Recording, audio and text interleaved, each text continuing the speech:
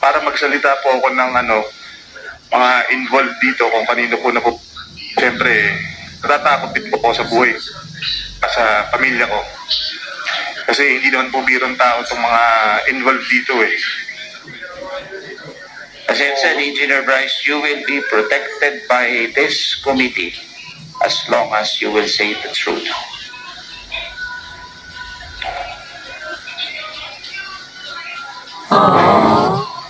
Kung pwede po bang huwag nyo na ako ibalik sa Senate, Your Honor.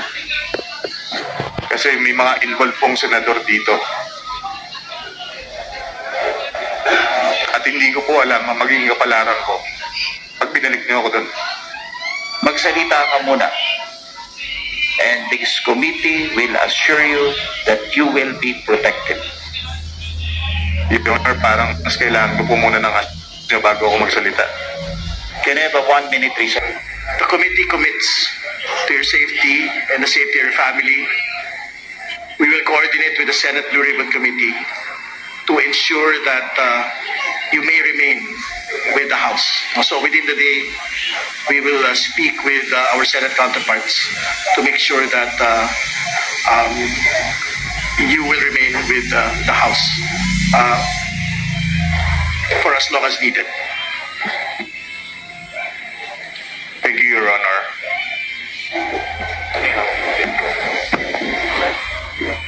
Congressman Abdiong is recognized, please. Thank you, Mr. Chair. Mr. Chair, I'd just like to take off from the line of questioning of Congressman Garbin.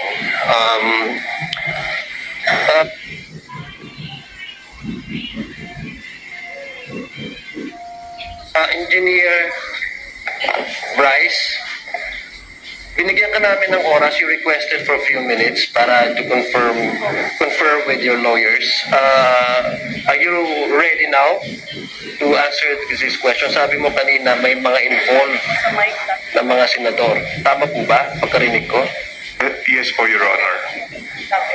So, kanina sinabi mo na mga involved na senador. Ibig sabihin, kasi the line of questioning kanina is that you were receiving a certain amount from Sally Santos. Tama po ba? Yes, Your Honor. At binibigay niya ito sa iyo sa iyong opisina. Tama po ba? Yes, Your Honor. In fact, there's one incident that was mentioned by Sally Santos in the Senate at 245 million. Tama po ba? Yes, Your Honor.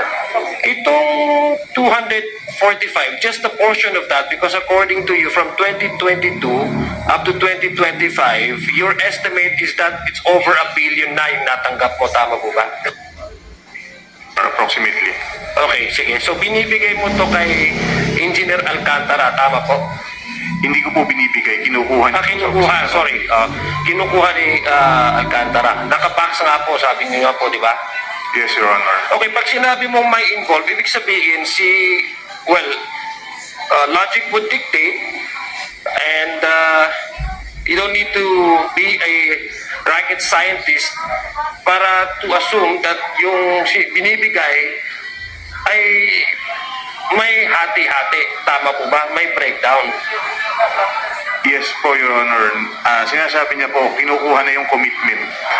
Commitment na ano? Ibig sabihin commitment, yung kaninong hatian yon? Kung ako po kay Senator.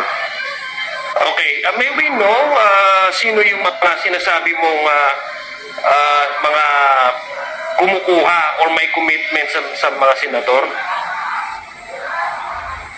Kasi you mentioned this earlier before we grant you the request of having a recess suspended. May we know who are these sinasabi mong may mga involved na mga senador?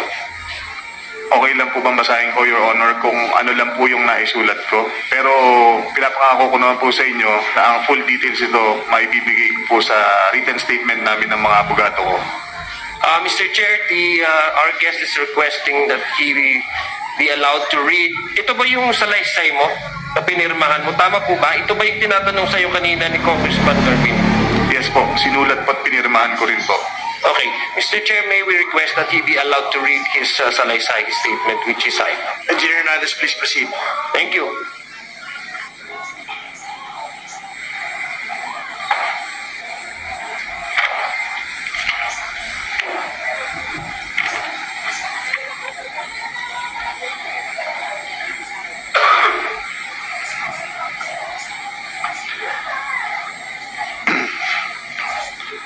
morning, Your Honor, Mr. Chair. Ako po si Bryce Erickson Hernandez, dating Assistant District Engineer ng Bulacan 1st District Engineering Office. Ako po ay na-contempt kahapon sa Senate Blue Ribbon Committee. Habang ako po ay nakadetain, nakapag-isip po ako at nagdesisyon na maglabas ng ilang nalalaman ko sa flood control project base po sa aking natatandaan sa ngayon.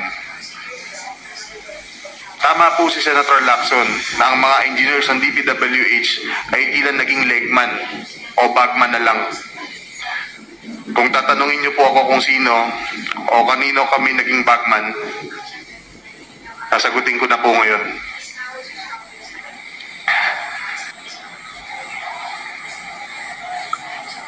Sabi ni Senator Marcoleta kahapon, ligtas ka na. Hindi po ito totoo. Si Senator Jinggoy Ejercito Estrada, Senator Joel Villanueva, Yusek Robert Bernardo, at D. Alcantara. Si Senator Jinggoy po ay nagbaba ng 355 million ngayong 2025 sa mga ilang projects sa Bulacan.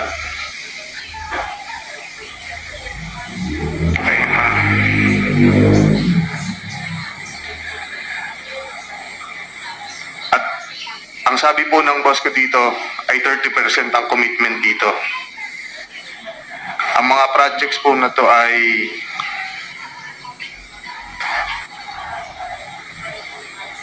construction of flood mitigating structure with pumping station and floodgate phase 3 sa Hagonoy, Bulacan. Flood control mitigating structure with pumping station and floodgate. Hindi ko na po babasahin lahat to. Isasama ko po to sa aking written statement. No, mahalaga pong basahin yung buong listahan ng mga proyekto. Sige po, These are Your the line items that everyone has been talking about, so I think the nation deserves to know which particular line items that are in the GAA that are being implemented for these particular personalities. Mr. Chair, may I also request that he be directed to read the entirety of his salaysay? Yes. Not to select a portion of his salaysay. Yes, he will. I think he will be required to read the entire, but we need the specific line item in the General Appropriations Act to be able to tie